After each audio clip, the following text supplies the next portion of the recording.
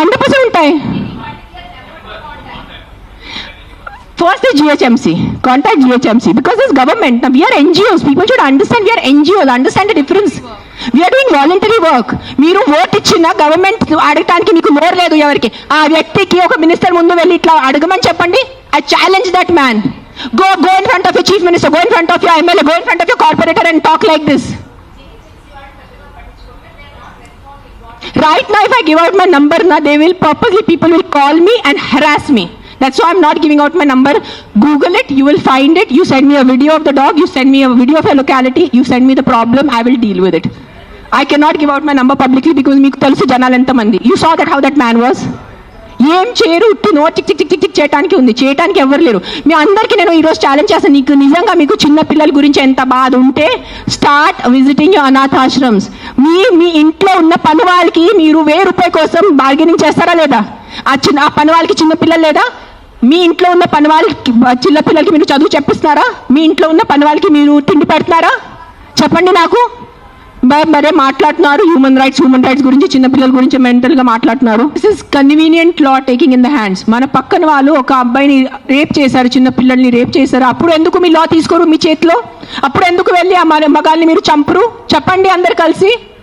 నాకు ఆన్సర్ కావాలి ఈరోజు. You're talking about human lifes. I'm not talking about dogs over here. నేను కుక్కల గురించే మాట్లాడట్లేదు, నేను కుక్కల గురించే రాలేదు, నేను మనుషుల గురించే వచ్చాను.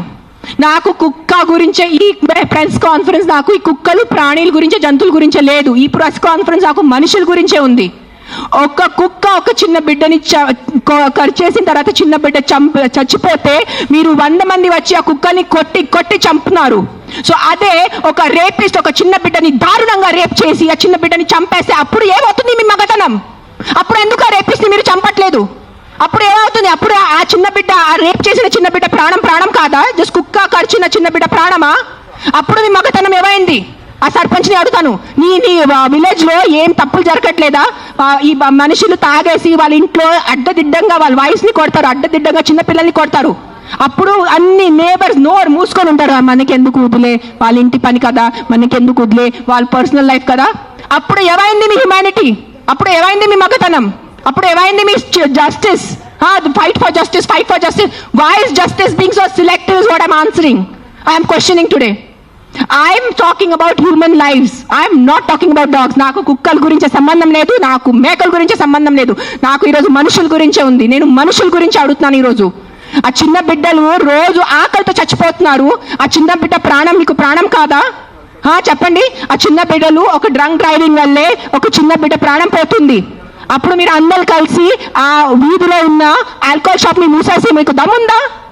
కానీ ఒక కుక్కని చంపటం మీకు దమ్ముంది. నిజంగా మీకు దమ్ముంటే మీ ఉన్న ఊర్లో అన్ని ఆల్కహాల్ షాప్స్ మూసేసి చూపించండి. సర్పంచ్ నేను ఛాలెంజ్ ఇస్తాను. I know what is alcohol abuse. I know how people drink alcohol and hit their kids. I know how men drink alcohol and hit their wives. I know how మగాలు తాగి ఎలా చంపుతాను నాకు తెలుసు. నేను రోజు చదువుతాను ఆర్టికల్స్ లో.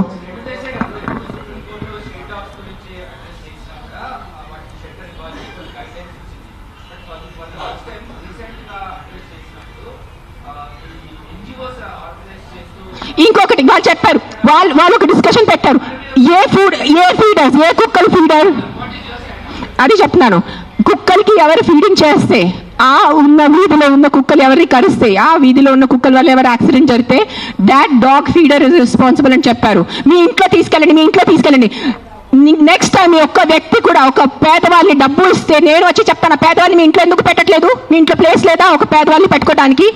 రోడ్ మీద మీ గుడుల ముందు 100 మంది పేదవాళ్ళు, ముసలైన వాళ్ళు, ఇంకా బక్కైన వాళ్ళు కూర్చుని ఉంటారు గుడుల ముందు. మీరు వెళ్ళి ఒక ₹5 ఇస్తారు, ఆయనకి ఒక ₹15 ఇస్తారు. ఆ పేదవాళ్ళని, ఆ ముసలాయన్ని మీరు ఎందుకు మీ ఇంట్లో తీసుకెళ్ళట్లేదు? సరిగా తిండి పెట్టట్లేదు, సరిగా బట్టు పెట్టట్లేదు, సరిగా ఆహారం ఇవ్వట్లేదు. మనుషుల్ని సెపరేట్ మీరు లెక్క పెడుతున్నారు.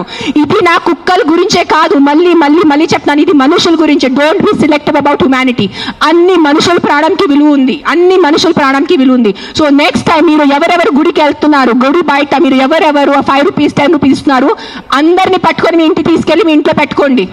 మీకు నిజంగా కుక్కలు అంటారు కదా, మీ కుక్కలు ఇంటికి తీసుకెళ్ళట్లేదు, ఆ పేదవాళ్ళని మీ ఇంటికి తీసుకెళ్ళండి. ఆ అనాథాలు, ఆ చిన్న పిల్లల్ని మీరు ఇంటికి తీసుకెళ్ళండి.